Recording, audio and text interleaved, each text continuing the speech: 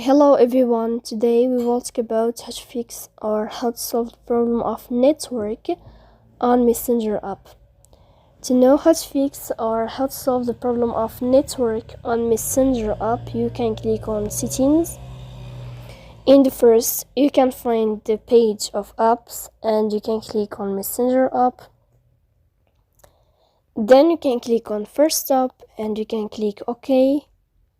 After that, you'll enter to storage. Here you can click clear cache. Don't click clear data because that can cause the errors or can delete your account, as you see here. In the end, you can turn off your phone and you can wait a moment to turn on your phone again to fix that problem. So please don't forget to support us by like and subscribe. See you next time in another video, and thank you for your attention and your watching.